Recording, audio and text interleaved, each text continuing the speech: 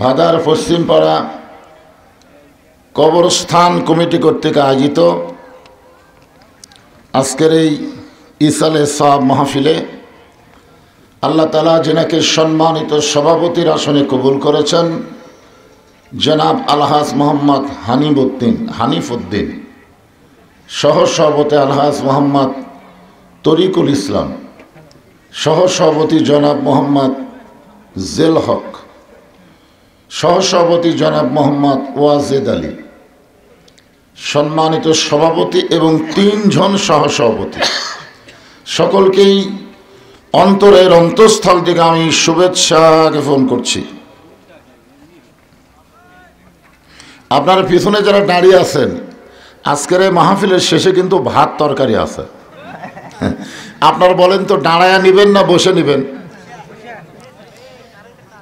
না, ভাত তরকারি যখন দিবে তখন কি দাঁড়িয়ে থেকে নেবেন না বসবেন?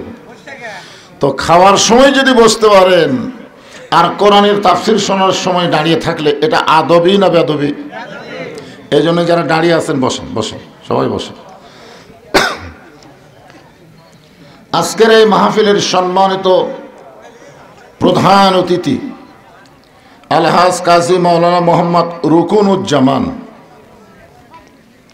সম্মানিত প্রধান অতিথিকে অন্তরের অন্তঃস্থল থেকে আমি শুভেচ্ছা জ্ঞাপন করছি।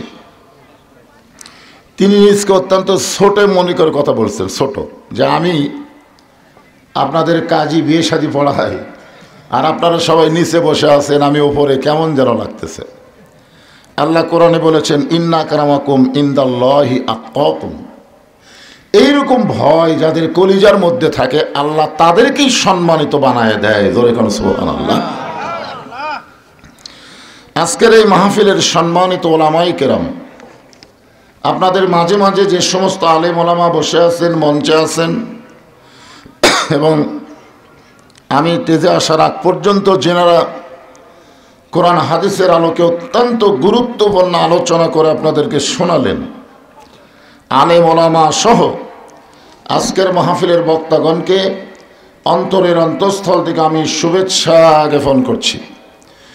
সম্মানিত অতিথিবৃন্দ, সম্মানিত বিশেষ অতিথিবৃন্দ এবং সম্মানিত আল্লাহর বান্দারা, কঠিন শীতকে উপেক্ষা করে আল্লাহ রাসূলের মহাব্বত কলিজার মধ্যে ধারণ করে এই জান্নাতের বাগানে যিনারা বসে আছেন, আমি আমার অন্তরের অন্তঃস্থল থেকে আপনাদের সবাইকে শুভেচ্ছা জ্ঞাপন করছি। আমার সম্মানিত মা বোনেরা, পর্দার অন্তরালে বসে বসে যারা আলোচনা শুনতেছেন তাদেরকেও শ্রদ্ধা জ্ঞাপন করে এই মুহূর্তে জানতে চাচ্ছি আপনারা সকলে কেমন আছেন। যে আল্লাহ শারীরিক সুস্থতা দান করে মানসিক প্রশান্তি লাভের জন্য আজকের এই জান্নাতের বাগানে আমাদেরকে কবুল করেছেন, আমরা খুশি না বেজার? তাহলে জবান খুলে সমস্বরে সকলে বলবো, রব্বানা লাকাল হামদ হামদান কাসীরান তাইয়িবান মুবারাকান ফিহি। আমরা প্রশংসা করলাম কার? কেন করলাম? সুস্থ থাকার জন্যে। মাশাআল্লাহ। আসলে আল্লাহর প্রশংসা করে কি হিসাব করে করা যায়? আল্লাহর প্রশংসা করার বহু কারণ, তার মধ্যে 1 নম্বর কারণ হলো আমরা বাংলাদেশ এমন একটা জায়গায় আমাদের অবস্থান যার 3 দিকে হচ্ছে ভারত। জোরে কান, 3 দিকে কি? ভারত। আর একদিকে ফাঁকা আছে, সেই দিকে আছে সাগর। সেই দিকে কি? ভারতে যারা বসবাস করে তারা অধিকাংশই হলো হিন্দু। অধিকাংশই কি? হিন্দু। এই আমাদের হাসিনা যখন ভারতে পালায়ে গেছে, পলানোর পর থেকে ভারত মোটামুটি আমাদের উপর একটু খেপে গেছে। জোরে কোন ঠিক কিনা? আপনার পেপার পত্রিকা খবর দেখেন কিনা? এই কিছুদিন আগে ভারত থেকে বলা হয়েছে আমরা পেঁয়াজ বন্ধ করে দিলাম, চিনি বন্ধ করে দিলাম, এটা বন্ধ করে দিলাম, সেটা বন্ধ করে দিলাম। ওরা মনে করতেছে আমরা এগুলো বন্ধ করে দিলে বাংলাদেশের লোকেরা না খেয়ে মরবে। ওদের ধারণা। আপনারা বলেন আমরা কি ভগবানের দিকে তাকায় আছি না আল্লাহর দিকে? হিন্দুরা যে ভগবানকে বিশ্বাস করে, আপনারা বলেন তো সেই ভগবানের কোনো অস্তিত্ব আছে? নাই, কিন্তু নাই। কারণ একটাই মাত্র ধর্ম। অনেকে বলে সমস্ত ধর্মের ভিতরে শ্রেষ্ঠ ধর্মের নাম কি? এই কথাটা বলা হচ্ছে কবিরা গুনাহ। মানে সমস্ত ধর্মের মধ্যে ইসলামকে শ্রেষ্ঠ বলা যাবে না, কারণ ইসলামই একমাত্র ধর্ম, অন্য কোনো ধর্মই নাই। জোরে কোন কথা ঠিক কি না? এ কথা কি আমার না আল্লাহর? আল্লাহ কোরআনে বলেছেন অমাইয়াবতাগি গায়রাল ইসলাম দীনান ফালাই ইউকবালা মিনহু। এই আয়াতের বাংলা অর্থ হলো ইসলাম ছাড়া অন্য কোনো ধর্ম কেউ যদি গ্রহণ করে এইটা আল্লাহর দরবারে কবুল হবে না। আল্লাহর কাছে কবুলযোগ্য একমাত্র ধর্মের নাম কি? আর সেই ধর্মকে আমরা গ্রহণ করেছি। জোরে কোন ঠিক কিনা? আর ভগবানের জাতেরা আমাকে নাকি রেজেক বন্ধ করে দিবে। আল্লাহ কি বলেছেন? অমা মিন দাব্বাতিন ফিল আরদি ইল্লা আলাল্লাহি রিজকুহা। পৃথিবীতে এমন কোন বিচরণশীল প্রাণী নাই যার রেজেকের ব্যবস্থা আল্লাহ করেনি। জোরে কোন সুবহানাল্লাহ। তাহলে সব প্রাণীর রেজেক যদি আল্লাহই দেয়, তাহলে আমরা মুসলমান, আমাদের রেজেক কে দিবে? আরো জোরে বলেন। সে ভারত অবশ্য মাঝে মধ্যে হুমকি মারতেছে, আজকেও একটা মারছে, আপনারা জানেন আজকের হুমকি কি? জি হুজুর, জি কি? এই দেখো, আপনি বলেন। আজকের হুমকি হচ্ছে অতি সত্তর, মানে খুব শীঘ্রই বাংলাদেশকে ওরা দখল করে নিবার চায়। দেখছেন, আসলে হাসিনার সময় কিন্তু এরা বাংলাদেশকে অঙ্গরাজ্য বানাইছিল। জোরে কোন ঠিক কিনা? কিন্তু ডক্টর ইউনূস আসার পরে ওদের সেটা গুড়েই বালি, যাকে বলা হয় গুড়ে বালি, মানে ওইটার হচ্ছে না। কারণ ডক্টর ইউনূস ঘোষণা করেছে ভারতের সমস্ত চ্যানেল বাংলাদেশ বয়কট করে দিল।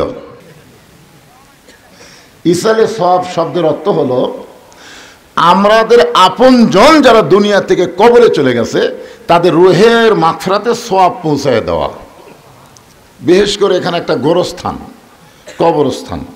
আমি বললাম যে ভাই এই গোটা পাড়ার কি এটা গোরস্থান? বলে না হুজুর, পারিবারিক কবর আছে, তবে আমরা এটা নতুন করে একটা সম্মিলিত গোরস্থান তৈরি করছি। আল্লাহ রাসূল কিন্তু পারিবারিক কবরকে পছন্দ করেন নাই, তিনি সম্মিলিত গোরস্থানকে পছন্দ করে সর্বপ্রথম আল্লাহ নবী নিজের হাতে যে গোরস্থান তৈরি করছে, ওই গোরস্থানের নাম হয়েছে জান্নাতুল বাকি। নাম কি? জান্নাতুল বাকি।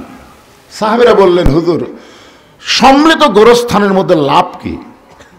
আল্লাহ রাসূল বুঝাই দিলেন এভাবে, মনে করেন আমি গরমের ভিতরে ওয়াজ করতেছি, গরম ওয়াজ করার কারণে আমার গাওটা খুব ঘেমে যাচ্ছে, তখন এক লোক দয়া করে পাকায় না আমাকে বাতাস করতেছে, শুধুমাত্র আমাকে লক্ষ্য করি কিন্তু বাতাস করতেছে, হুজুর বাতাসে একটু ঠান্ডা হবে, কিন্তু আমার আশেপাশে যারা আছে ওদেরকে কিন্তু লক্ষ্য করেনি। এখন আশেপাশে থাকার কারণে এরা কি বাতাস পাবে? এই যে আপনাদের গোটা গোরস্থানে যদি একজন আল্লাহওয়ালা শুয়ে থাকে, ওই আল্লাহওয়ালার জন্য আল্লাহ যখন রহমতের দরজা খুলে দিবে, প্রত্যেকটা কবর রহমতের একটা অংশ পাবে। যখন সুবহানাল্লাহ। আর একলা একলা দিবেন, ভালো হলে ভালো, খারাপ হলে শেষ। আমরা সকলে মিলে মরার পরও একসঙ্গে থাকতার চাই, কি ভাই? এই জন্যই কিন্তু গোরস্থানকে লক্ষ্য করে আজকের এই মাহফিল। এখন আসেন কবরকে নিয়ে আমি আজকে আলোচনা করব। বেশি রাজনীতিও করা যাবে না। এই গোলাম হোসেন যখন ওয়াজ করতেছিল, এক মেয়ে মানুষ, আমি যেখানে আছি ওখানে এক মেয়ে মানুষ বলতে আমাদের এই খালি রাজনীতি করে, একটা মেয়ে মানুষ। আমি ওটা শুনে ভয় খেয়েছি ভাই, হায় হায়, এখনো হাসিনার মেয়ে আছে। আমি কোনো আজ ওয়াজ শেষ রে, মরদগুলো তো বিড় করতেছে, আমি সব শুনতেছি, কে কি বলতেছে ওখান থেকে, ওদের পাশে খাওয়া দাওয়া হচ্ছে, ওখানে কে কি বলতেছে আমি সব শুনতেছি, কিন্তু একটা মেয়ে যখন চিৎকার দিয়ে বললো এক আমাদের এই খালি রাজনীতি করতেছে, চিন্তা করছেন? তখন আমি নিয়ত করছিলাম রাজনীতি বাদ, খালি কবরকে নিয়ে আওয়াজ হবে। মরা যখন লাগবে, কি নিয়ে মরবেন, কেন কবরে যাবেন, কবরে কেমনে গেলে আল্লাহ জান্নাত দিবে, এই বিষয়গুলো আপনাদের সামনে উপস্থাপন করার দরকার আছে না নাই? এইগুলাই বলবো। কোনো রাজনীতি ফাজনীতি নেই, হাসিনা যা করে করুক, আমাকে যা হয় হোক। হ্যাঁ, কারণে আমি একটা আয়াতে কারিমা তেলাওয়াত করেছি। আমাদের কাহালুতে কোনো মানুষ যখন মারা যায়, মরার খবর শুনেই সকলে বলে ইন্না লিল্লাহি ওয়া ইন্না ইলাইহি রাজিউন। আপনাদের শেরপুরের খবর কি? ওই একই খবর। তার মানে বোঝা গেল মরার পরে আমাদের কাহালু যা, আপনাকে শেরপুরও তাই। আসলে এটা কি মরার আয়াত? এইটাই বুঝতে হবে আগে। আল্লাহ কোরআন লক্ষ্য করে বলতেছেন ইজাব, মানে যখন আসাবাতুহুম মুসিবাত, তোমাদের উপরে বিপদ আপদ মুসিবত আসবে, ক্বালু, তখন তোমরা বলবা ইন্না লিল্লাহি ওয়া ইন্না ইলাইহি রাজিউন। এখন কি বুঝলেন? এটা কি মরার আয়াত না বিপদ আপদ মুসিবতের আয়াত? কারণ এখানে তো অ্যাঙ্গেলে নাই, ডাইরেক্ট একের শাব্দিক অর্থ আপনাদের শোনা দিলাম। ইজা মানে যখন, আসাবাতুহুম মুসিবা, তোমাদের উপরে বিপদ আপদ মুসিবত আসবে, আল্লাহ বলতেছেন ক্বালু, তখন তোমরা বলো ইন্না লিল্লাহি ওয়া ইন্না ইলাইহি রাজিউন। এখন যে আপনারা ইন্না লিল্লাহ পড়েন মানুষ মরার পরে, এই ইন্না লিল্লাহর বাংলা অর্থ কি?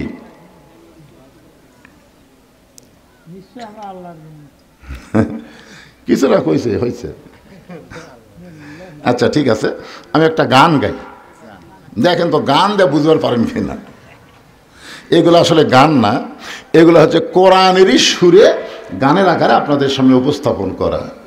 কোন বনের পাখি তুমি আইলারে কোন বনে, আবার কোন বনেতে যাইতে হবে পড়ছে নাকি মনে।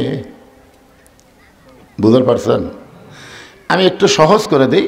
আমরা কোথায় ছিলাম, আমরা কোথায় আসলাম, আবার কোথায় যাব। একজন ভাই বলতেছে আমরা জান্নাতে ছিলাম। জান্নাতে আপনি আসলেন?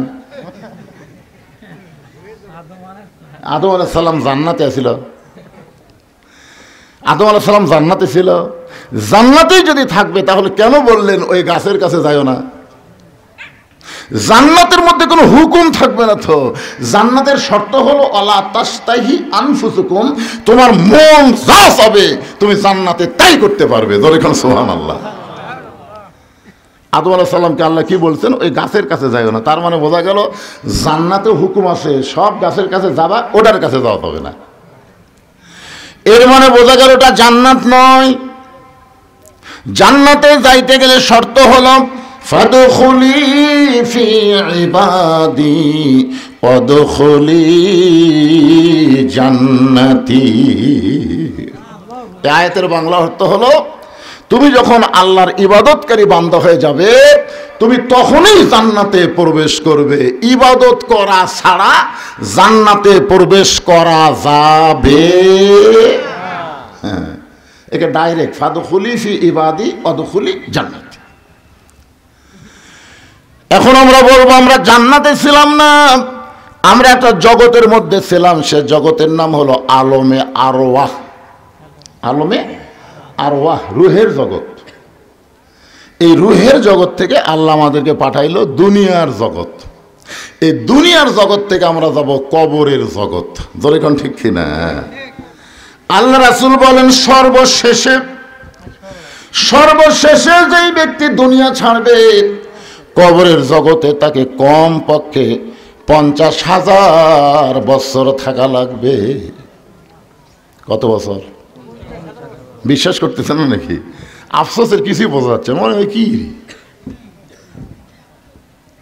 সর্বশেষে যেই ব্যক্তি মৃত্যুবরণ করবে, কবরের জগতে তাকে 50,000 বছর থাকা লাগবে। যে দুনিয়ার জগতে আমাদের কোনো কি নাই, নিশ্চয়তা আছে নাকি? আপনি যে 3তলা 4তলা বাড়ি বানাচ্ছেন আর বারবার ঘাড় কাট করে দেখতেছেন, কি দেখো ভাই? রড বার করে রাখছি, হুজুর আর একতলা করবো, আর একতলা। দুই কান্দের ফেরেশতা কয় পাগলা, উপর দিকে তাকাস না রে, তোর বাড়ি 3তলা না, তোমার জায়গা হলো নিচতলা। যখন কি তলা? নিচতলা। একতলা না, নিচতলা। মানে কি? আন্ডারগ্রাউন্ড। এখন নিচ তলায় যদি আমরা যাওয়ার চাই, আল্লাহ বলেছেন কোনো সমস্যা নাই। ইয়া আইয়ুহাল্লাযীনা আমানুত্তাকুল্লাহা হাক্কা তুকাতিহি ওয়া লা তামুতুন্না ইল্লা ওয়া আনতুম মুসলিমুন। কোনো সমস্যা নাই, যদি মুসলমান হয়ে মরতে পারো তোমাদের নিচতলা কবরকে আমি আল্লাহ জান্নাতের বাগান বানায়া দেব। তার মানে কি বুঝতেছেন কি হয়ে মরা লাগবে? আমরা কার ঘরে জন্ম নিছি? মুসলমানের ঘরে জন্ম নিলাম, অথচ আমাদেরকে আল্লাহ বলতেছেন মুসলমান হয়ে তোমাকে মরা লাগবে। এখানেই তো মারিফতের পেঁয়াজ। কিন্তু মুসলমানের ঘরে জন্ম নিলাম, আবার আল্লাহ কেন বলতেছেন মুসলমান না হয়ে মরিস না রে? তার মানে বোঝা গেল মুসলমানের ঘরে জন্ম নিয়া অনেকে কাফের হয়ে মরে, আবার অনেকে কাফেরের ঘরে জন্ম নিয়া মুসলমান হয়ে মরে। জোরে কোন কথা ঠিক কি না কথা বলে? হ্যাঁ, মুসলমানের ঘরে জন্ম নিয়া কোরআনের কথা বললে কয় রাজনীতি করতেছে। ওই কি মুসলমান? আল্লাহর কোরআনের আইন বাংলাদেশে চালু হবে, এই কথা শোনার পরে যার কলিজার মধ্যে কষ্ট হয় বুঝবেন ও মুসলমান না, ও হলো মুনাফিক নম্বর 1। জোরে কোন কথা ঠিক কিনা? 1 নম্বর মুনাফিক।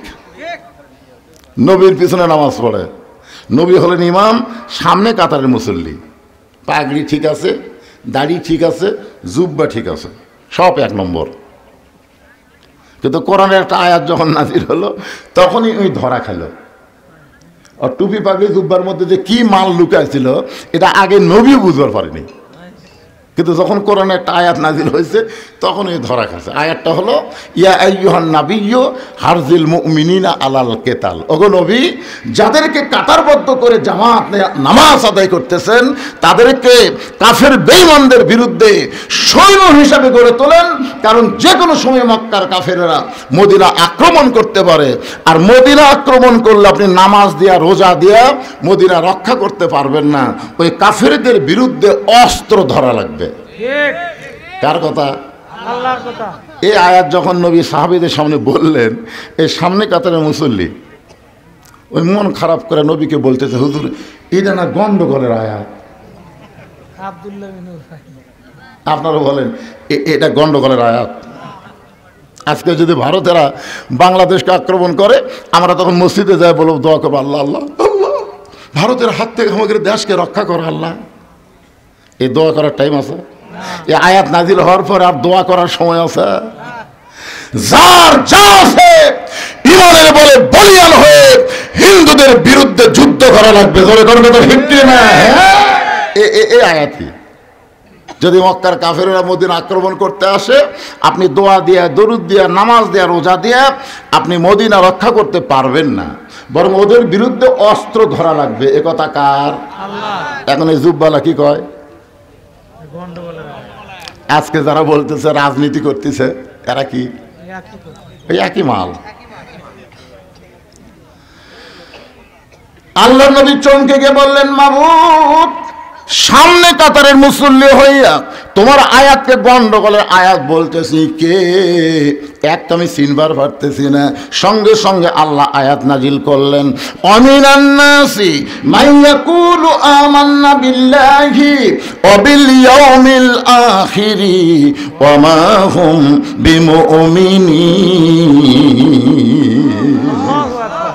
আল্লাহ বিশ্বাস করে আখিরাতকে বিশ্বাস করে আমি আল্লাহ বলতেছি ওই মুমিনই নয়, ও হলো মুনাফিক। জোরে কোন কি কথা কর না কেন?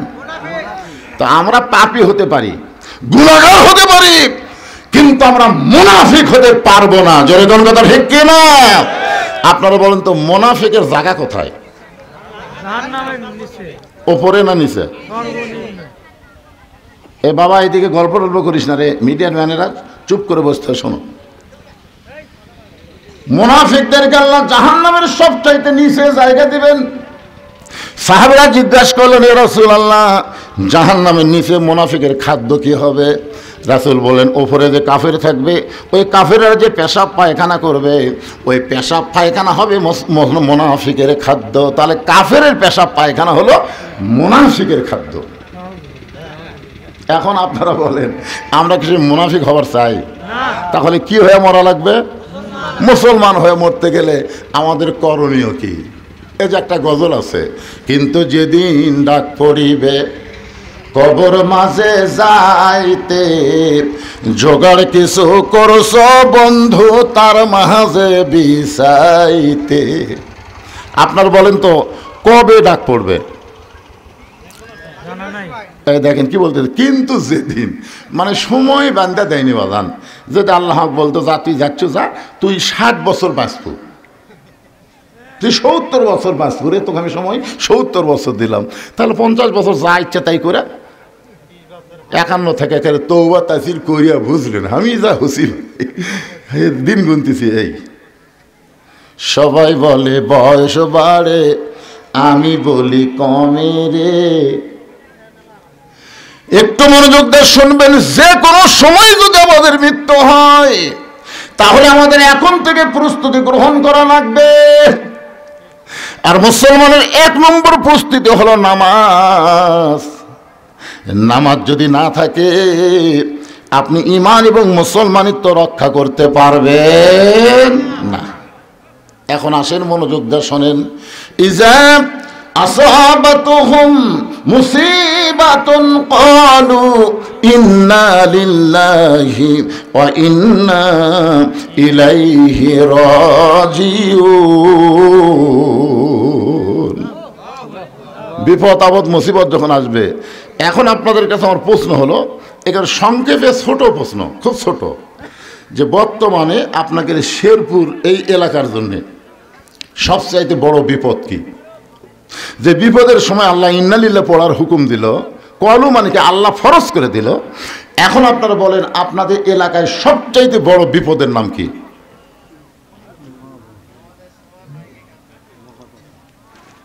বুঝতে পারতেছেন না?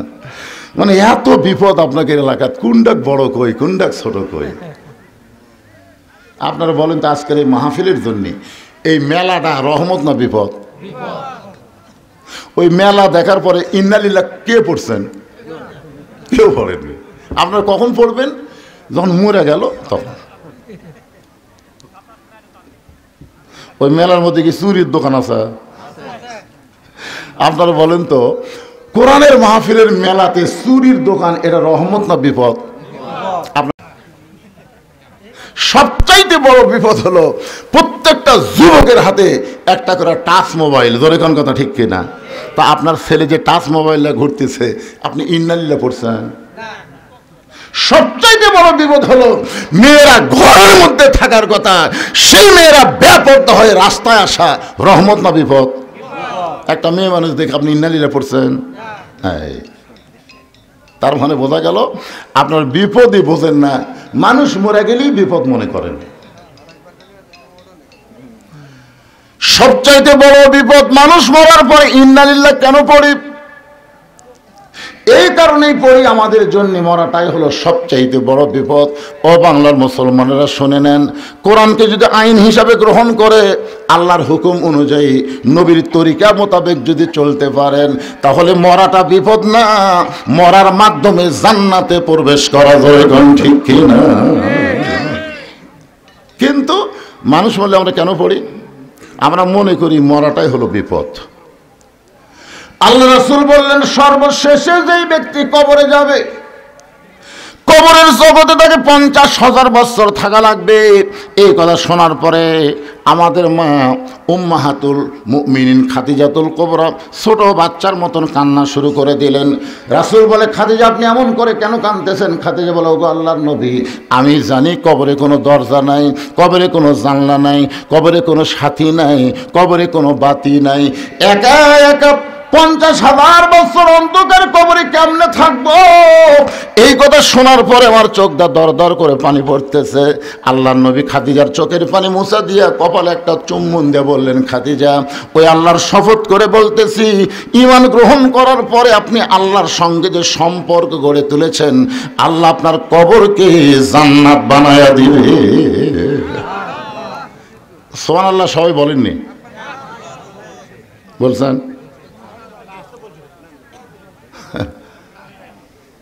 এবার এই 3 জন কি গল্প করে রে?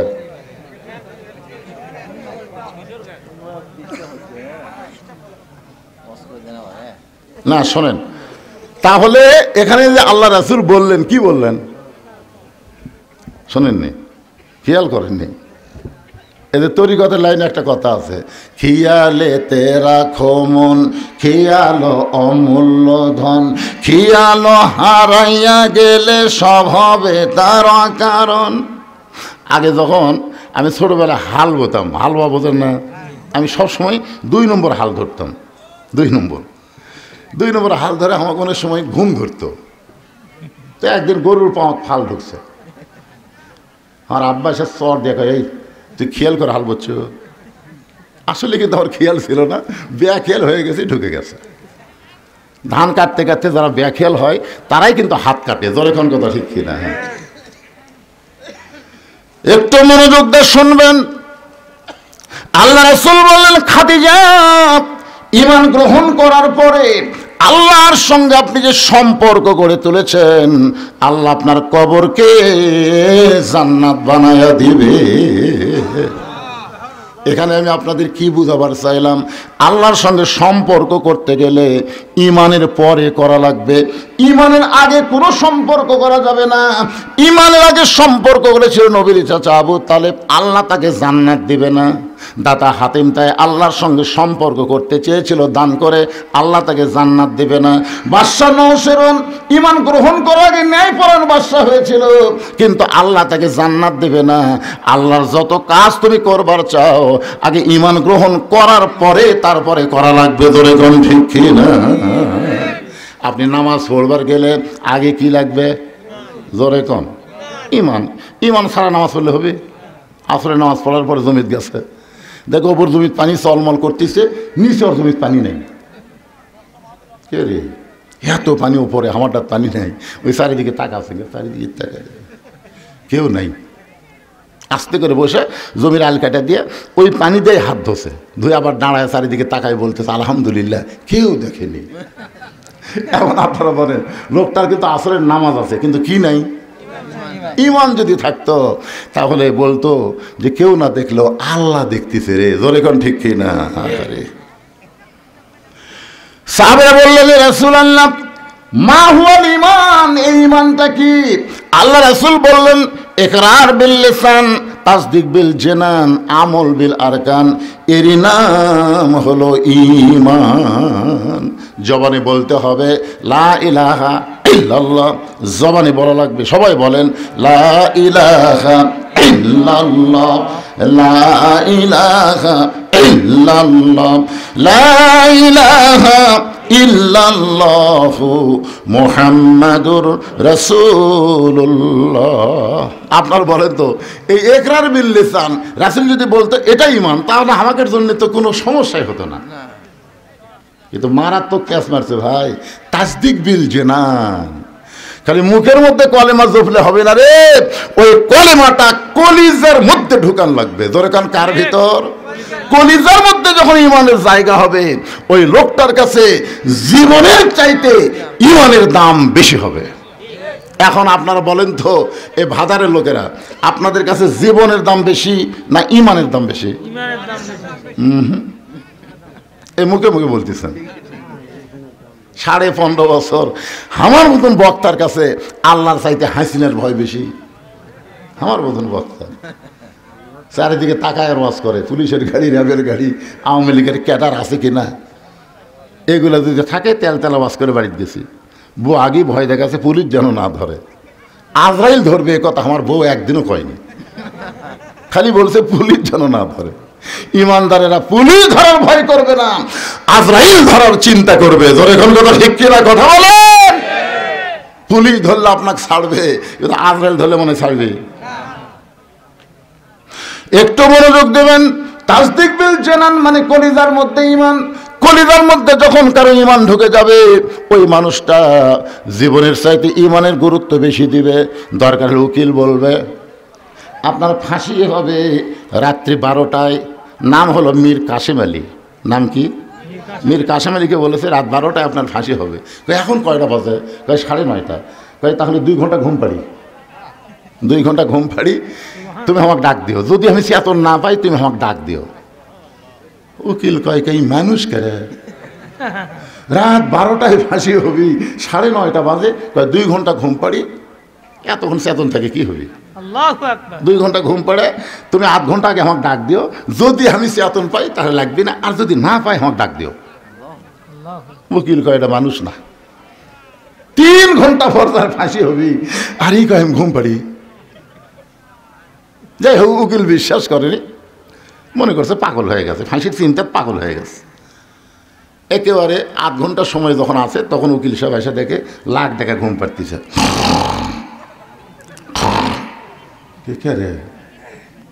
আর 8 ঘন্টা ফাঁসির সময় এখনো ঘুম পাড়ে, ডাক দিছে। লাভ ধরে বলছে, ভাই ফাঁসির টাইম হচ্ছে? না স্যার, এখন 8 ঘন্টা আছে। তাহলে 2 রাকাত নামাজ পড়ি। অজু করে এসে 2 রাকাত নামাজ পড়ে এখানে পাঞ্জাবি টাঞ্জাবি গাওয়াত দিয়ে আতর সুরমা লাগে বলতে চ যাই। উকিল বলতেছে, কোথায় যাবেন? কোথায়? বলে ফাঁসির কাজটা। আপনি জানেন আপনার ফাঁসি হবে, মৃত্যু হবে? মীর কাসেম আলী মুসকে মুসকে হাসের বলে, তোমরা বলো আমার ফাঁসি হবে, কিন্তু আমার আল্লাহর কোরআন বলতেছে আমার মৃত্যু হবে না। ওয়ালা তাকুলু লিমান ইউকতালু ফি সাবিলিল্লাহি আমওয়াতুন বাল আহইয়াউ ওয়ালাকিন লা তাশউরুন। কলিজার মধ্যে যখন ঈমানের জায়গা হবে, ওই মানুষটা ফাঁসিকে মৃত্যুবরণ করবে না, বরং ফাঁসিকে আল্লাহর জন্য জীবিত মনে করে তারা হাসতে হাসতে ফাঁসির মঞ্চে যাবে, কারণ তাদের কাছে জীবনের চাইতে ঈমানের দাম বেশি। এবার জানে যে মুখত মাস্ক রাখে, আসো, মাস্কটা খোলো তো, এতদিন পর আছি, তোমার চেহারা দেখো না। আমি ঠিক আছে, এটা দেখার জন্য বললাম বাজান, মুখ দিয়ে থাকো, যখন মোটর সাইকেল চালাও ধুলে বালি যেন আপনার নাকে মুখে না ঢোকে, এই জন্য মাস্ক খালি করোনার সময় না, সব সময় পরা দরকার, ঠিক না? আর মেয়ে মানুষের মাস্ক তো পড়াইলে, মা বলে কানতেছে, চিন্তায় পড়ে গেলেন। দুম্বার গোস্ত হলে 8 ঘন্টা লাগবে, উটের গোস্ত হলে বড় জোর 1 ঘন্টা লাগবে। এত গভীর রাত হয়ে গেছে, এখন পর্যন্ত গোস্ত সিদ্ধ হয় না। এটা কেমন মা, এটা কেমন মা? লোকমা দিয়ে বললেন, মা তোমার কলিজায় কি তোমার সন্তানের দয়া নাই? 2টা সন্তান ক্ষুধার জ্বালায় কান্দে, আর এখন পর্যন্ত তোমার গোস্ত সিদ্ধ হয় না। এত রাত ধরে গোস্ত সিদ্ধ না হওয়ার কারণ কি? মেয়েটা বলে, আমার বাড়ি হলো ইয়ামিন দেশে, আমি শুনতে পাইলাম মদিনার খলিফা হযরত ওমর অত্যন্ত ভালো মানুষ। এই ভালো মানুষ ওমরের কাছে আমার 2টা এতিম বাচ্চাকে নিয়ে আইছিলাম। গতকাল বিকালবেলা এত মানুষের ভিড়, আমি ভিড় ঠেলে ওমরের কাছে যাবার পারি নাই। আজকে রাতটা কোনো মতে কাটায় দিয়ে আগামীকাল সকালবেলা ওমরের দরবারে যাব, কিন্তু আমার 2টা এতিম বাচ্চা ক্ষুধার জ্বালায় বারবার যখন কাঁদতেছে, আমি মা হয়ে তাদেরকে সান্ত্বনা দেওয়ার জন্য পাতিলে পানি আর পাথর দিয়ে নিচে আগুন জ্বালায় বলতেছে, বাবা গোস্ত সিদ্ধ হলেই তোমাদের খাবার দেব। ও পথিক, আমার পাথর সিদ্ধ হবে না, আমার সন্তান 2টাকেও খাবার দেবার পারবো না, কিন্তু আমি মা হয়ে বুঝবার পারছি আমার সন্তান সকাল পর্যন্ত আর বাঁচবে না। এত খিদা নিয়ে 2টা সন্তান হয়তো রাতের বেলায় আমার মৃত্যু হয়ে যাবে। সঙ্গে সঙ্গে ওমর ফারুক বলে, মা একটু ধৈর্য ধরো মা, আসল জায়গায় যেন বিচার দিও না। লিল্লাহে তাকবীর। ওমর ফারুক বললেন, মা একটু ধৈর্য ধরো মা, আসল জায়গায় যেন বিচার দিও না। এই কথা বলে এক দৌড়ে এসে বাইতুল মালের দরজায় বললেন, আসলাম 1 বস্তা খাবার খাদ্য আমার মাথায় উঠে দে। আসলাম বলে, আমিরুল মুমিনিন কোথায় বস্তা নিয়ে যাওয়া লাগবে হুকুম দেন, আমি মাথায় করে নিয়ে যাব। ওমর কান্দার বসলাম, রে একজনের পাপের বোঝা আর একজন মাথায় নিবার পারে না, দে আমার মাথায় উঠে দে। অউলিল আমরি মিনকুমকে বিশ্বাস করে চাকর আসলাম ওমর ফারুকের মাথায় যখন খাবার বস্তা উঠায় দেয়, ওমর ফারুক এত জোরে দৌড়ানো শুরু করেছে। আসলাম বলে, আমিরুল মুমিনিন একটা বস্তা মাথায় নিয়ে যদি আপনি এভাবে দৌড়ান তাহলে আপনি পড়ে গিয়ে আপনার কষ্ট হবে। ওমর কান্দে বলে, আসলাম রে আসল জায়গায় বিচার দেওয়ার আগে আমি ওমর যদি বুঝবার না পারি, এই ওমরকে আল্লাহ জাহান্নামের আগুনে পুড়ায় মারবে। এক দৌড়ে মেয়েটা তাবুর কাছে গিয়ে বললেন, মা রুটি হালুয়া তৈরি করো, রুটি হালুয়া তৈরি করে যখন মা ওমর ফারুকের হাতে দেয়, ওমর ফারুক দুইটা বাচ্চাকে উরাতের উপরে নিয়ে রুটি হালুয়া ছিঁড়ে ছিঁড়ে যখন মুখে দেয়, ওমরের চোখ দিয়ে দর দর করে পানি পড়তেছে। দুইটা বাচ্চা বলে, কে গো আপনি? আমরা এতিম, আমাদের বাবা নাই, কিন্তু আজকে বাবার দরদ দিয়ে আপনি আমাদের আদর করতেছেন। সঙ্গে সঙ্গে ওমর ফারুক বলে, আল্লাহ, এই অধমকে জাহান্নামের আগুন থেকে তুমি বাঁচায় দাও। মেয়েটা বলে, পথিক রে, আমি ভালো মানুষের গল্প শুনেছি, কিন্তু মানুষ এত ভালো হয় আজকে নিজের চোখে দেখলাম। তুমি জাহান্নামের আগুন থেকে মুক্ত কেন চাও?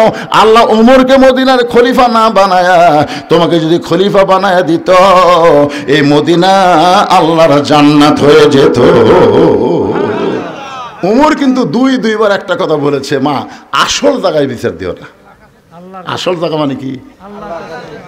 এই আলেমেরা জেলের মধ্যে যাদেরকে অন্যায়ভাবে নিয়ে যাওয়া হয়েছে, বিশেষ করে আল্লাহর ওলি আল্লামা সাঈদী, আসল জায়গায় বিচার দেওয়ার কারণে আজকে জালেমের এইরকম পরিণত হয়েছে। ধরে কর কথা ঠিক কিনা? গোটা পৃথিবীর ইতিহাসে যে সরকার প্রধানও পলায়, তার সাথে 300 এমপিও পলায়, গোটা পৃথিবীর ইতিহাসে এরকম ইতিহাস নেই। কি কথা! হায় হায় রে, এরকম ইতিহাস আছে? কিয়ামত পর্যন্ত এইরকম ইতিহাস হবি না ভাই। আসল জায়গাত বিচার দিছে বাবা। মনে করতেছে ছাত্র জনতা না। ইজা জা নাসরুল্লাহি ওয়াল ফাত, সূরা নসর বলেন, কোন বিজয় মানুষের হাতে না, বিজয় হচ্ছে আমার আল্লাহর হাতে। জোরে কোন কথা ঠিক কি? আরে একটু মনোযোগ দিয়ে শুনবেন। কোরআন আইন যদি আমরা চালু করতে চাই, তাহলে আমাদের সবাইকে বলতে হবে আল কোরআনের আলো। সবাই বলেন না কেন? একটা বার বলেন তো ভাই। আপনি এটা বলে যদি মরেও যান, আপনি জান্নাতে যাবেন। কারণ রাসূল বলেছেন, মান সাআলাল্লাহু তাআলা আশ-শাহাদাতা বিসিদকিন বাল্লাগাহুল্লাহু মানাজিলা শুহাদা ওয়া মাতা আলা ফিরাশিহি, রাওয়াহুল বুখারী। সুবহানাল্লাহ। আল্লাহ রাসূল কি বলেছেন? হাদিসটা শুনবেন। আল্লাহ রাসূল বলেছেন, কেউ যদি চায় যে আল্লাহ রাস্তায় যুদ্ধ করতে করতে আমি শহীদ হব, এইরকম যদি আশা করে ইসলামে আন্দোলন করে, কোরআনের দল করে, ওই মাতা আলা ফিরাশিহি, সে যদি নিজের বিছনায় মৃত্যুবরণ করে, বাল্লাগাহুল্লাহু মানাজিলা শুহাদা, এই যে সুন্দর নিয়ত করার কারণে আল্লাহ হাসরের ময়দানে তাকে শহীদদের কাতারে দাঁড় করাইয়া দিবে।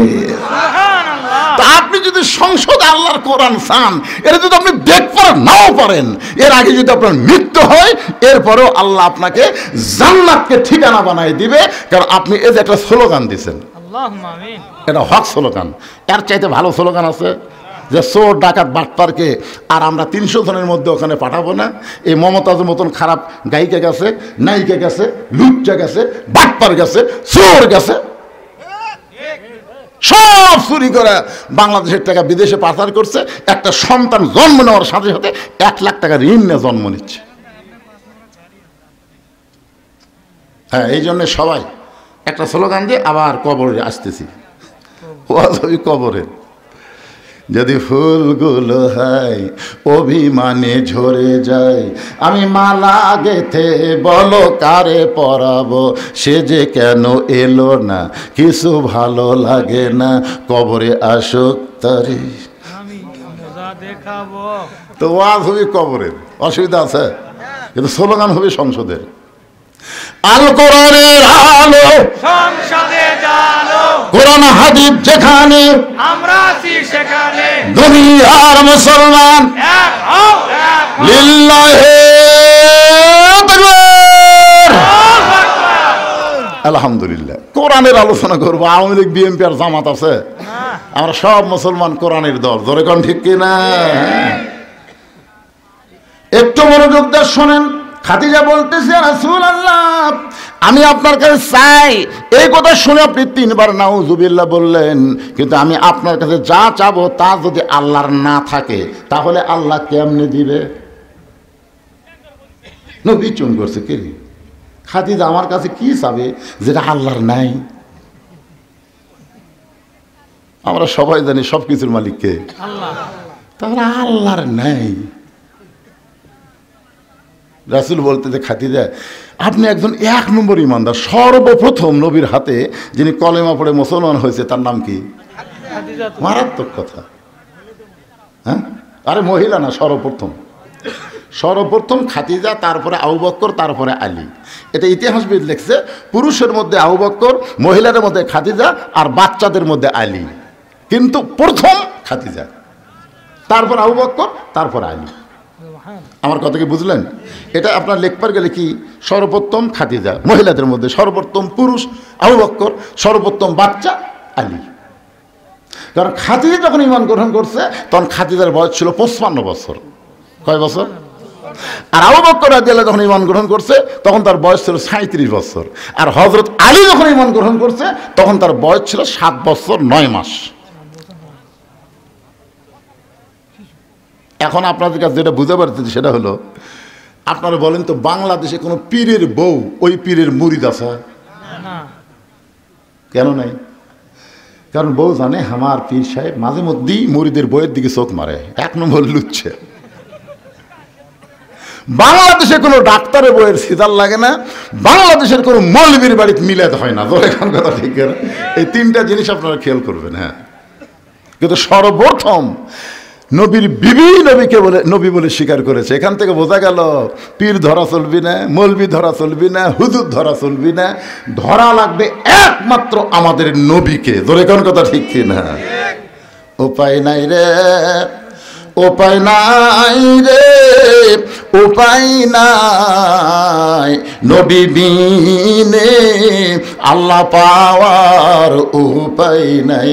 সবাই বলেন উপায় নাই রে, উপায় নাই রে, উপায় নাই, নবী বিনে আল্লাহ পাওয়ার উপায় নাই।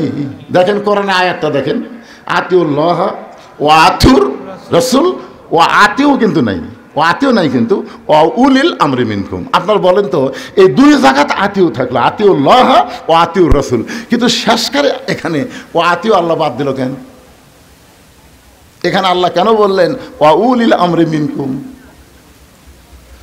নিঃসন্দেহ আল্লাহর হুকুম মানতে গেলে নিঃসন্দেহ নবীকেই শুধু গ্রহণ করা যাবে, নবী ছাড়া অন্য কাউকে নিঃসন্দেহে গ্রহণ করার উপায়। এই জন্য আল্লাহ বললেন উলিল আমরি মিনকুম। আমরা উলিল আমরকে মানব কতক্ষণ? উলিল আমর নবীর তরিকার মধ্যে থাকবে যতক্ষণ। জোরে কোন কথা ঠিক কিনা? নবীর তরিকা বাদ দিয়ে নিজে একটা তরিকা বানালো কাদরিয়া, নিজে একটা তরিকা বানালো চিশতিয়া, নিজে একটা তরিকা বানালো মুজাদ্দিদিয়া, নিজে একটা তরিকা বানালো নকশবন্দিয়া। তার মানে বোঝা গেল নবীর তরিকা বাদ দিয়ে নিজে কেউ যদি তরিকা বানায় ওই তরিকা মানা যাবে না। কেবলমাত্র আল্লাহর হুকুম নবীর তরিকা মোতাবেক আমাদের চলা লাগবে। ধরে কোন ঠিক কি না? আমার কথাকে বুঝবার পারছেন? আমরা ইমাম মানবো, ইমাম আপনি মানবেন না? একটু যেহেতু বেহাদাল ইমাম কসেন মানবেন না? কতক্ষণ? খালি নামাজ নয়, ইমাম যদি নামাজের 4 রাকাতের মধ্যে 3 রাকাত বসে মানবেন? মানবেন? টাইটেল বাস দাওরা ফাঁস এতদিন 4 রাকাত পড়াছে, আজকে 3 রাকাত বসেছে, আমরা বসে থাকি রে।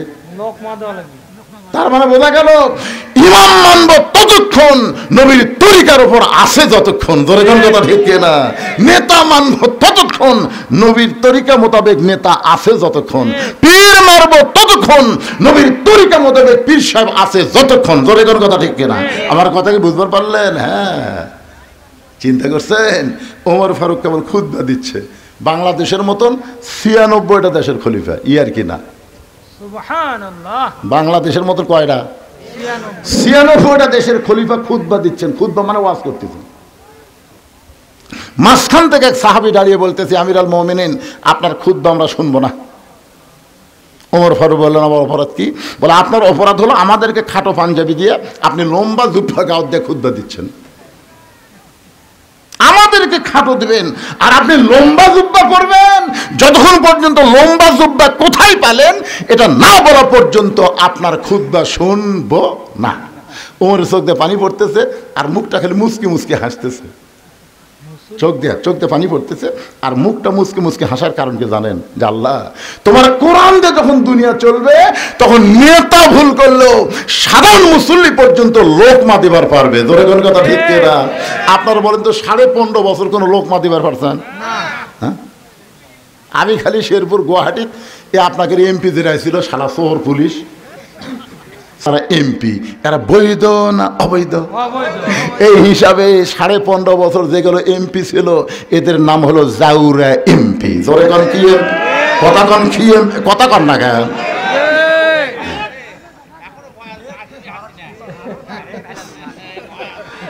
এই আজকের হেডলাইন দিবার জাউরা এমপি।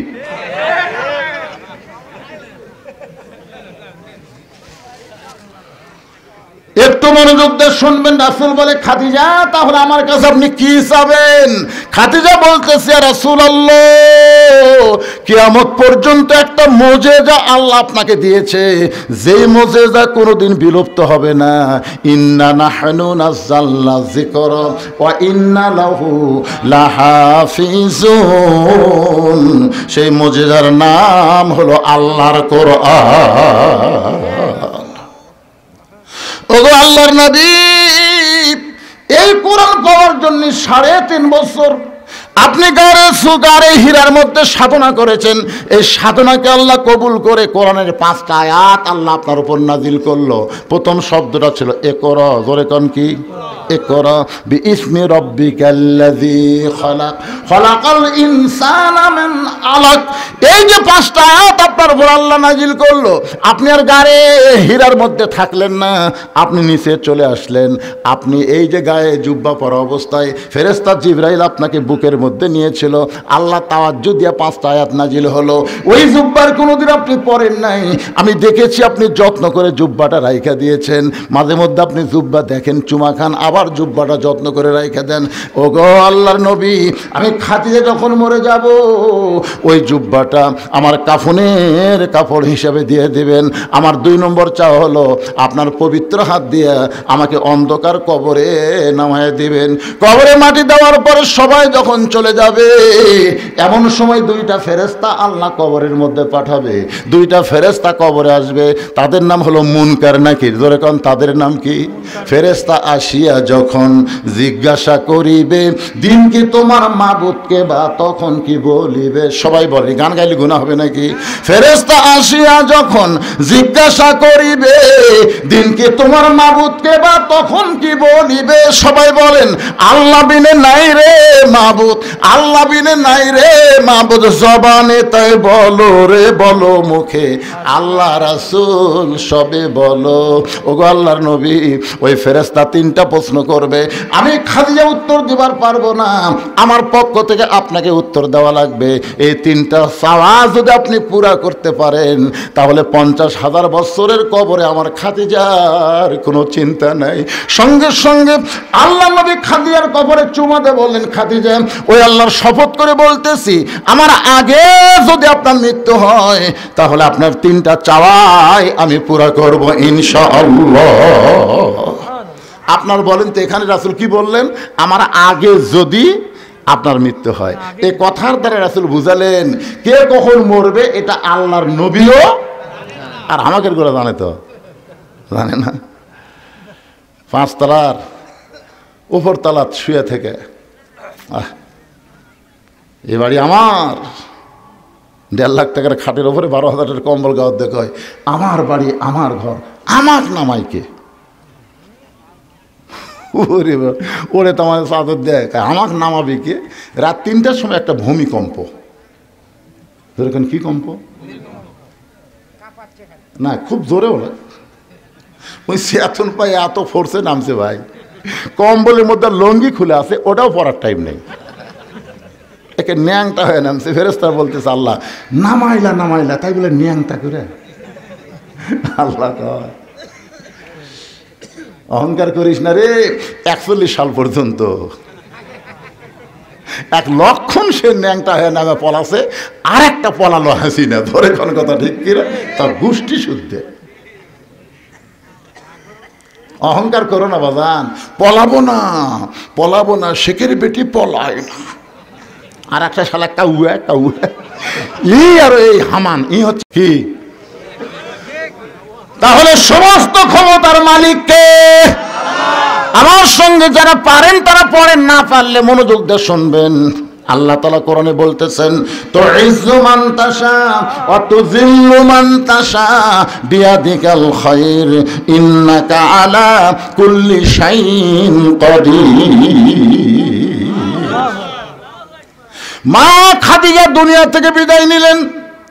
দুনিয়া থেকে বিদায় নেওয়ার পরে আল্লাহ নবী তাকায় দেখেন তার 4টা মেয়ে কাঁদতেছে। মা খাদিজার পেট থেকে আল্লাহ তাআলা নবীকে 4টা মেয়ে দিয়েছিলেন। একটা মেয়ের নাম হলো রোকেয়া, একটা মেয়ের নাম হলো কুলসুমা, একটা মেয়ের নাম হলো জয়নাব, আর একটা মেয়ের নাম হলো খাতুনে জান্নাত ফাতেমা।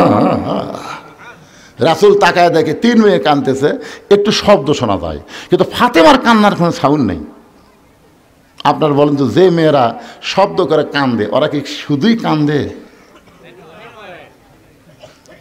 আমার বাবা মইরা গেছে রে, মরার আগে খাট দিবার চাইছিল, সেই খাট আমাকে দিবে কে? আমার বাবা মইরা গেছে রে। তখন বড় ভাই যা বলতে, কান্দিস না পাগলি, যে খাট আমার বাপ দিবার চাইছিল সেই খাট আমি দেবো। তখন বলতেছে, আমার বাবা মইরা গেছে রে, মরার আগে খাট দিবার চাইছিল, সেই খাট আমাকে বড় ভাই দিবে, এখন ল্যাপ তোষক দিবি কে? আমার বাবা মইরা গেছে রে। তখন মেজো ভাই যা বলতেছে, কান্দিস না পাগলি, ল্যাপ তোষক আমি দেবো। তখন সাইড যা বলতেছে, মানুষ বুড়া হলে মরবি। এইরকম কিছু মেয়েরা আছে না নাই? জোরে কেন আছে না নাই? নবীর তাকে দেখে ফাতেমা কাঁদতেছে, চোখের পানি পড়তেছে, গাল ভিজে যাচ্ছে, কিন্তু কান্নার কোনো শব্দ নাই। আল্লাহ নবী ডাক দিলেন, ফাতেমা একটু মেহেরবানি করে ঘরের মধ্যে আয়। ফাতেমা যখন ঘরের ভিতরে, নবী বলেন, ফাতেমা তোমার মা দুনিয়া থেকে বিদায় নেওয়ার আগে আমাকে 2টা ওসিয়ত করেছে। 1 নম্বর ওসিয়ত হলো, তোমার মাকে তুমি একলাই গোসল করান লাগবে। ও ফাতেমা, তোমার সঙ্গে অন্য কাউকে তুমি নিবার পারবে না, তুমি একা একাই তোমার মারে গোসল করানো লাগবে। 2 নম্বর ওসিয়ত হলো, তোমার মাকে একা একাই তোমাকে কাফনের কাপড় পরাতে হবে। ফাতেমা বলে, বাবা আমার আরো 3টা বোন আছে বাবা, এদেরকে যদি সঙ্গে না নেই ওরা মন খারাপ করবে। রাসূল বলে, ফাতেমা ওসিয়ত পালন করা হলো ওয়াজিব। যেখানে তোমার মা তোমার কথা একলা বলেছে সেখানে অন্য কাউকে আর ঢুকানোর সুযোগ। আপনারা ওসিয়ত করবেন।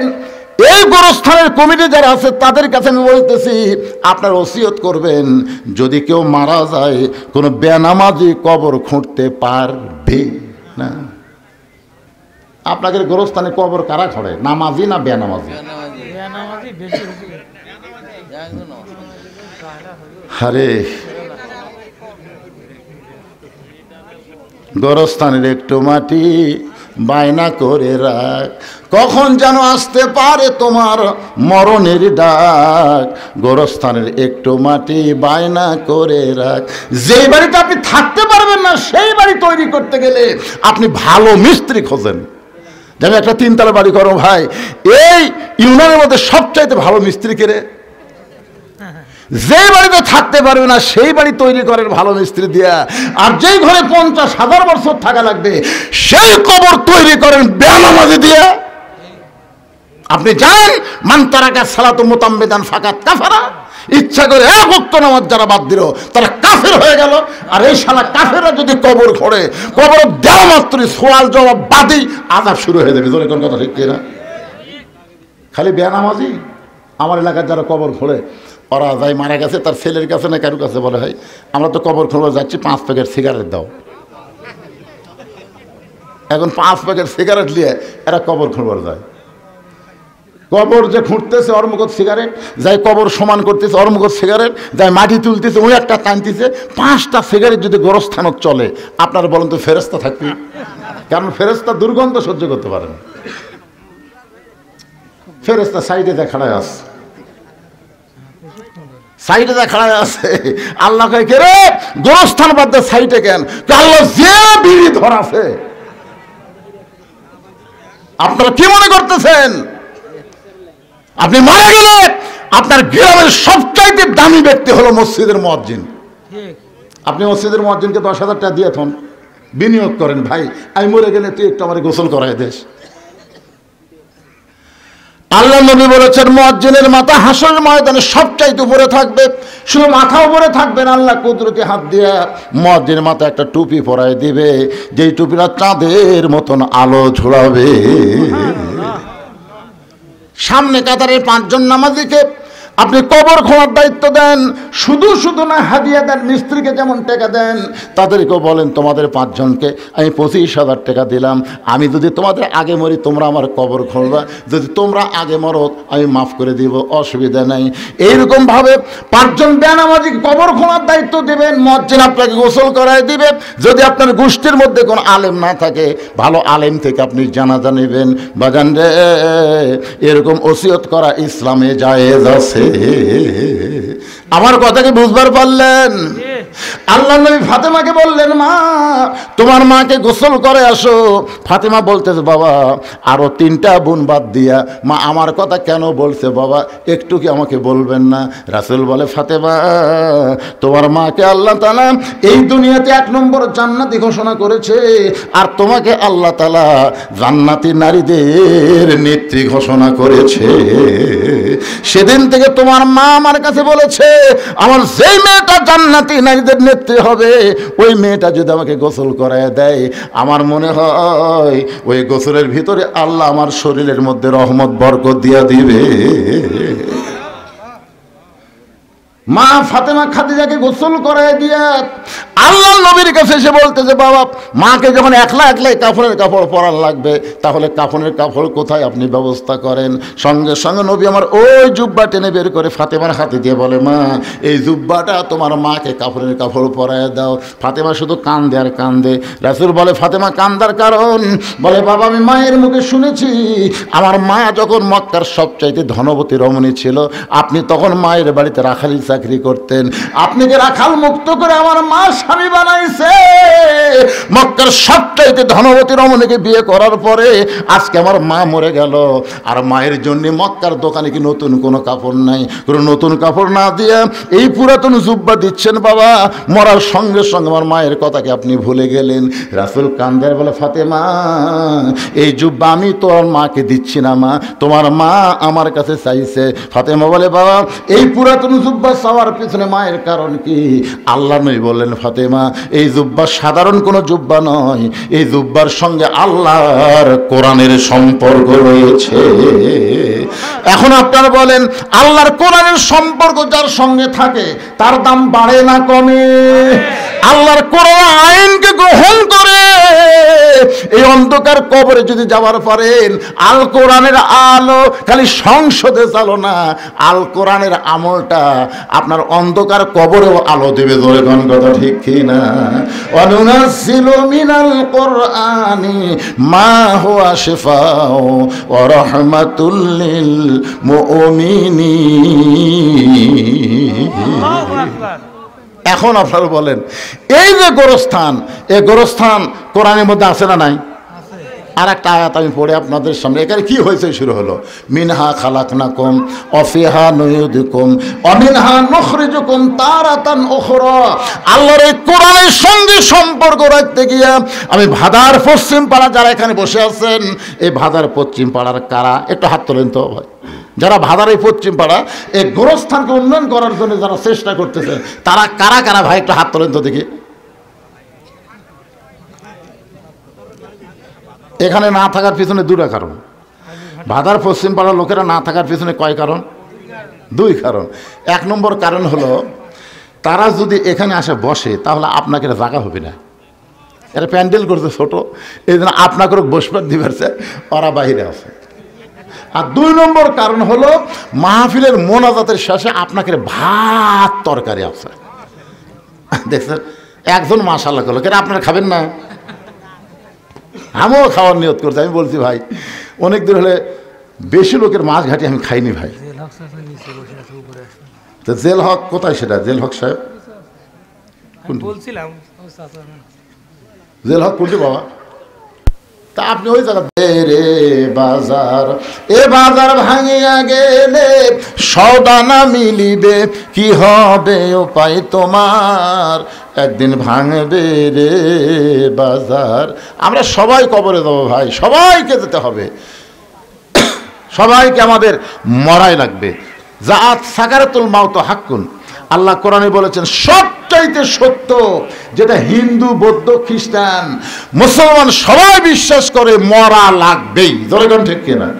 আল্লাহ মানে না, কিন্তু মৃত্যুকে বিশ্বাস করে।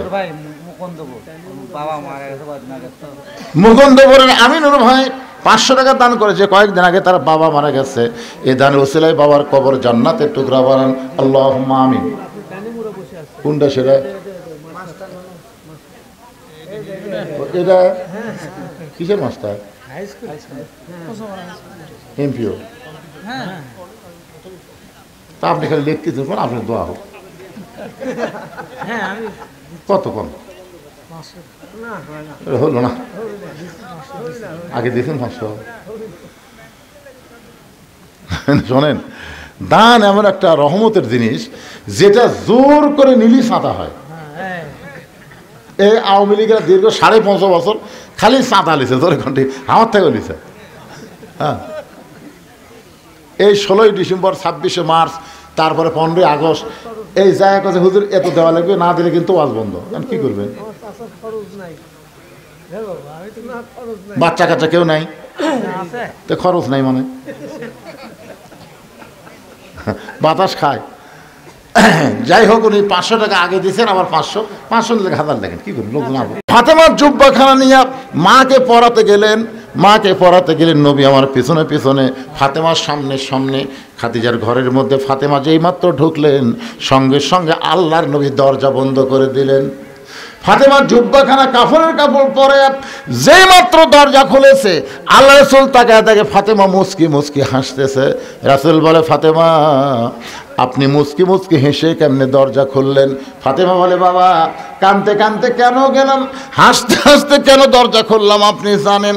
রাসূল বলে, ফাতেমা কানতে কানতে ঢুকলে আমি জানি, কারণ একজন মেয়ে তার মাকে কাফনের কাপড় পরাবে, অবশ্যই কানতে কানতে ঘরের মধ্যে ঢুকবে, কিন্তু হাসতে হাসতে দরজা খুললে ফাতেমা আমি নবী হয়েও বলতে পারতেছি না। ফাতেমা বলে, বাবা এতদিন আমি জানতাম আপনি ভিতরেও জানেন বাহিরেও জানেন, কিন্তু আজকে দেখতেছি কি জন্য হাসতে হাসতে দরজা খুললাম আপনি জানেন না। রাসূল বলে, ফাতেমা মা ইয়ান্তিকু আনিল হাওয়া ইন হুয়া ইল্লা ওয়াহয়ুন ইউহা, আমি রাসূল বলতে পারি না যতক্ষণ আল্লাহ না বলায়। ফাতেমা বলতেছে, বাবা আপনার জুব্বাখানা আমার মাকে যখন পরাবারে গেছি, এমন সময় নজর করে আমি দেখতে পাই, 2 চোখ দিয়ে দেখলে কিন্তু নজর হবে না, নজর করতে গেলে অন্তরের চক্ষু লাগবে। ধরে কোন ঠিক কিনা? আজকে বাড়ি দেখে আমরা খুশি হই, কবর দেখে আমরা কিছুই মনে করি না। একবার অন্তরের চক্ষু দিয়ে তাকায় দেখেন, এই দুনিয়া বাড়ি ঘর একদিন হয়ে যাবে পর, এই দুনিয়ার বাড়ি ঘর একদিন হয়ে যাবে পর, যাইতে হবে অন্ধকার কবর।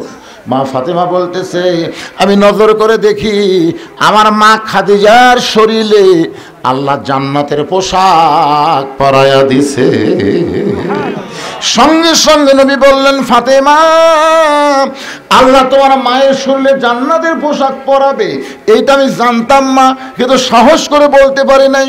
ফাতেমা বললেন, বাবা কেমনে জানতেন? রাসূল বলে, ফাতেমা যে মহিলাটা সর্বপ্রথম তোমার বাবাকে নবী বলে স্বীকার করেছে, আল্লাহর প্রতি ঈমান এনেছে, আমার মনে হয় আল্লাহর পক্ষ থেকে খাদিজাকে ঈমানের পুরস্কার আল্লাহ দিয়েছে। নবী নিজের হাতে খাদিজাকে অন্ধকার কবরে নামায় দিলেন। কবরে নামানোর পরে মাটি দেওয়া যখন শেষ, সবাই চলে গেছে, কিন্তু নবী খাদিজার কবর ছাড়েন না।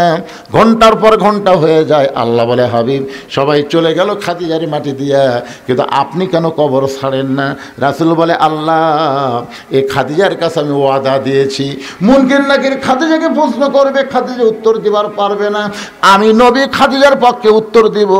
আল্লাহ বলে, হাবিব আপনি মনে করেছেন আপনি শুধু একাই খাদিজাকে ভালোবাসেন, আজকে শুনে নেন আপনি যেমন খাদিজাকে ভালোবাসেন আমি আল্লাহ তেমন ভালোবাসি।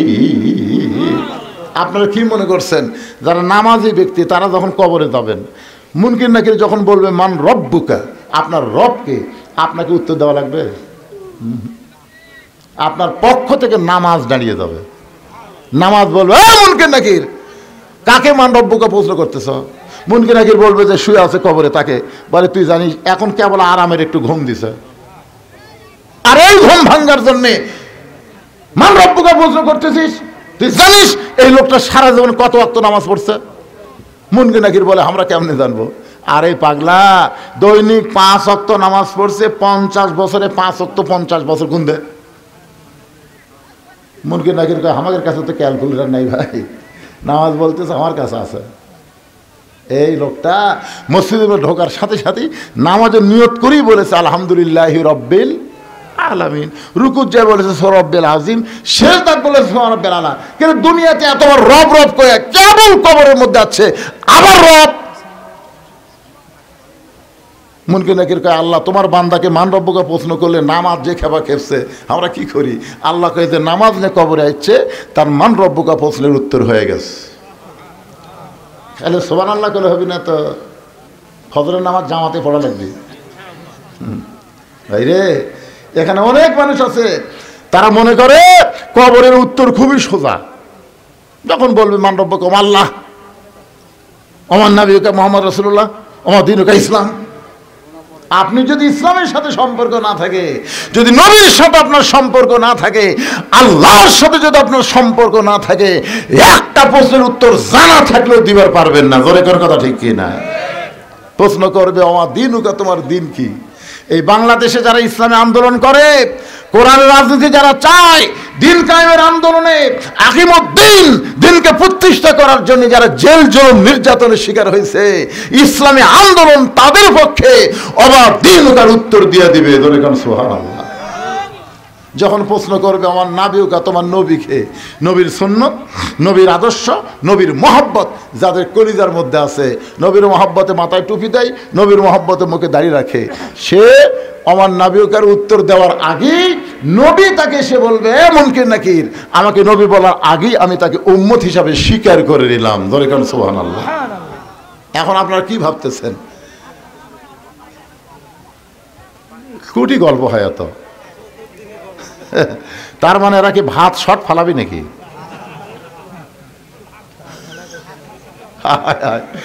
ভিতরে যারা নাই বাহিরে হইচই করে ভাত খাবার চায়, আল্লাহ ওয়াজ না শোনা যারা খাবি, এই খাওয়ার পরে কমপক্ষে 5 থেকে 1000 টাকা যেন ডাক্তারের দেওয়া লাগে নাকি? কোন ভাই অযথা অযথা যারা খাবি।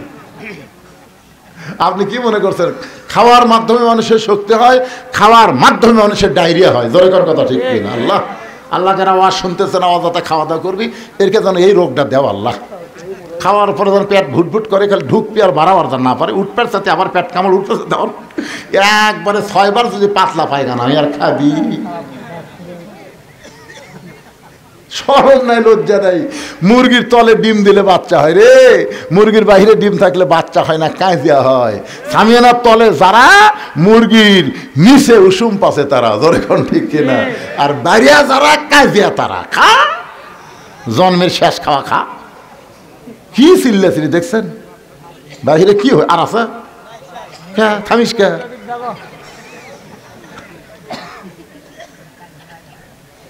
সুবহানাল্লাহ। ইস্তেগফার পড়েন সবাই। আস্তাগফিরুল্লাহ রাব্বি মিন কুল্লি জামবি ওয়া আতুবু ইলাইহি, আস্তাগফিরুল্লাহ রাব্বি মিন কুল্লি জামবি ওয়া আতুবু ইলাইহি। আলহাজ সেকেন্দার আলী, না নাম ধরে ধরে এভাবে আদায় করা ঠিক না।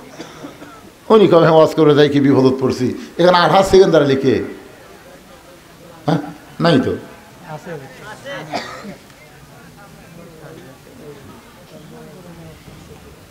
সহসভাপতি আপনার নামটা হচ্ছে তরিকুল ইসলাম, সহসভাপতির স্ত্রী। উনি 500 টাকা দান করছে। আল্লাহ যে নিয়তে দান করছে আল্লাহ কবুল করুক। জোরে কোন আমিন। না আপনাদের মধ্যে কেউ যদি দানকারী থাকে, ও দেরি করতেছেন কেন? হতে পারে আজকের দান আপনার জীবনের শেষ দান। বিশ্বাস করতেছেন না? হয়তো বাড়ি পর্যন্ত যাওয়ারই গ্যারান্টি নেই। জোরে কোন ঠিক কেনা? হ্যাঁ, এই অলসতা না করে, কৃপণতা না করে দান করবেন। আর সকিও হাবিবুল্লাহ, রাসূল বলেছেন দানকারী আল্লাহর দোস্ত। সুবহানাল্লাহ কোন আল বাখিলু লা ইয়াদখুলুল জান্নাহ, যারা বখিল হবে এরা তো জান্নাতই পাবে না। বড় আশা করে আপনাদের নাম তারা অতিথির মধ্যে দিছে, সহসভাপতির মধ্যে দিছে, আশা করে দিছে, আপনারা তাদের আশা ভঙ্গ করবেন, আল্লাহ বরকত দিবে। দেওয়ার মালিক কে? আল্লাহ। সবাই দান করবেন ইনশাআল্লাহ। এখন সবাই বসেন, যারা দাঁড়িয়ে আছেন সবাই বসেন। আস্তাগফিরুল্লাহ রাব্বি মিন কুল্লি জামবি ওয়া তুবু ইলাইহি লা হাওলা ওয়ালা কুওয়াতা ইল্লা বিল্লাহিল আলিয়্যিল আযীম। আল্লাহুম্মা আমিন। আল্লাহুম্মা আনতাস সালাম ওয়া মিনকাস সালাম তাবারাকতা ইয়া যাল জালালি ওয়াল ইকরাম। আয় আল্লাহ তাআলা, রাত 12:30 প্রায় বাজতেছে, এই দীর্ঘ সময় পর্যন্ত তোমার বান্দা বান্দিরা আরামের বাড়ি ঘুমকে বাদ দিয়া কোরআন হাদিসের মহব্বত কলিজার মধ্যে নিয়ে আজকে কবর সংক্রান্ত আলোচনা শুনেছে। মেহেরবানি করে আজকের মাহফিল আমাদের সকলের হেদায়েতের জন্যে, নাজাতের জন্যে, জান্নাতের জন্যে কবুল করো। এই মাহফিলের শুরু থেকে শেষ পর্যন্ত যত আলোচনা হয়েছে আল্লাহ, এর মধ্যে যদি ত্রুটি হয়, ভুল হয়, মাফ করে দিও। এর যা হাদিয়া মঞ্জুর করো সোনার মদিনায় নবী পাকের রওজা মুবারকে আল্লাহ কবুল করো। তামাম আম্বিয়ায়ে কেরাম, আসহাবে কেরাম, তাবিঈনে কেরাম, তাবিঈনে কেরাম, আউলিয়ায়ে কেরাম, পীর মাশায়েখ, বুজুর্গানে কেরাম, তামাম পৃথিবীর মাটির নিচে যত মুমিন মুমিনাত শুয়ে আছে আল্লাহ, সকলের আরওয়াহ পরে হাদিয়া কবুল করো। আল্লাহ, আমরা যারা হাত তুলেছি, আমাদের জনম দুঃখনী মা যাদের কবরে চলে গেছে, ছোট্ট একটা শব্দ হলো মা, এই নামের যে কি মধু, যাদের মা নাই তারাই বুঝতেছে। এই দরদের মা যাদের কবরে গেছে আল্লাহ, মেহেরবানি করে মায়ের কবরকে জান্নাতের টুকরা বানিয়ে দাও। বাবার বাড়ি ঘর সবই আছে, আমরা যারা বাবা হারিয়েছি আল্লাহ মেহেরবানি করে বাবার কবরকে জান্নাতের টুকরা বানিয়ে দাও। আমাদের দাদা দাদি, নানা নানি, আত্মীয় স্বজন, শ্বশুর শাশুড়ি যাদের কবরে গেছে আল্লাহ, কবরবাসীদের মাফ করে দাও। আল্লাহ, তোমার ভাদার পশ্চিম পাড়ার বাবাজিরা কষ্ট করে মেহনত করে এত সুন্দর আয়োজন করেছে আল্লাহ, গোরস্থানকে লক্ষ্য করে এই কবরে যারা শায়িত আছে তাদের সকলের কবরকে জান্নাতের টুকরা বানায় দাও। যারা মাহফিল করেছে তাদের সকলকে 5 ওয়াক্ত নামাজি কবুল করো। তাদের সকলকে কবরে পাথেও জোগাড় করে দুনিয়া থেকে বিদায় নেওয়ার তৌফিক দিও। আজকের মাহফিলের সম্মানিত সভাপতিকে আল্লাহ তুমি কবুল করো। 3 জন সহসভাপতিকে আল্লাহ তুমি কবুল করো। আজকের মাহফিলের প্রধান অতিথি আমার ভাইকে কবুল করো। বিশেষ অতিথিদের আল্লাহ তুমি কবুল করো। আলেম ওলামাদের কবুল করো, মুরব্বীদের কবুল করো, যুবকদের কবুল করো, কচি কাঁচা বাচ্চারা তাদেরকেও কবুল করো। পর্দার অন্তরালের মা বোনেরা আবিদা সালিহা পর্দানিশী কবুল করে মা ফাতেমার মতো পর্দা, খাদিজার মতো ধৈর্য দিয়ে দিও আল্লাহ। আমি গুনাহগার বলে দোয়া ফিরে দিও না। এতগুলো মানুষের মধ্যে যার 2খানা পছন্দ হয় সেই 2 হাতের ওসিলাই গোটা মাহফিলকে আল্লাহ তুমি কবুল করো। আমি অসুস্থ, আমার একটা নাতনি আয়েশা সিদ্দিকা নাম, সে বড় অসুস্থ আল্লাহ। আজকের মাহফিলে এই গ্রামের একটা ছেলে কিছুক্ষণ কথা বললো, সেও বড় অসুস্থ, ক্যান্সার রোগী আল্লাহ। আমাদের মধ্যে যারা অসুস্থ সবাইকে শাফা দিয়ে দাও আল্লাহ। বাংলাদেশের প্রতি রহম করো আল্লাহ। ফিলিস্তিনের মুসলমানকে বিজয় দাও, সিরিয়ার মুসলমানকে বিজয় দিয়েছো, বাংলাদেশকেও তুমি রহমত করেছো আল্লাহ। বাইতুল মুকাদ্দাস মুসলমান যেন পায়, আর পৃথিবীর মানচিত্র থেকে ইহুদিদেরকে আল্লাহ তুমি ধ্বংস করে দাও। তুমি তো ধ্বংসের কথা বলেছো, তাব্বাত ইয়াদা আবি লাহাবি ওয়া তাব। আল্লাহ আল্লাহ, তোমার ঘর বাইতুল্লাহকে রক্ষা করার জন্য আব্রাহা বাদশাকে ধ্বংস করেছে আবাবিল পাখি দিয়ে। তোমার বাইতুল মুকাদ্দাসকে তুমি হেফাজত করো আল্লাহ আল্লাহ আল্লাহ আল্লাহ। ভারতের চক্রান্ত থেকে আমাদের সোনার বাংলাদেশকে আল্লাহ তুমি হেফাজত করো আল্লাহ। মাঠে ময়দানে যে ফসলগুলো আবাদ করতেছে আল্লাহ, প্রত্যেকটা আবাদের মধ্যে আল্লাহ তুমি বরকত দিও। এই ভাদার পশ্চিম পাড়ার উপরে তুমি রহমত বরকতের দরজা খুলে দাও আল্লাহ। প্রতি বছর এমন করে একটা জান্নাতের বাগান যেন লাগাতে পারে এমন ঈমানি শক্তি গ্রামের সমস্ত মানুষকে দান করে দাও আল্লাহ। সুবহান রাব্বিকা রাব্বিল ইজ্জাতি আম্মা ইয়াসিফুন وسلام على المرسلين والحمد لله رب العالمين وجل آخرة كلمتنا عند الموت সকলে পড়েন লা ইলাহা ইল্লাল্লাহু মুহাম্মাদুর রাসূলুল্লাহ সাল্লাল্লাহু আলাইহি ওয়াসাল্লাম।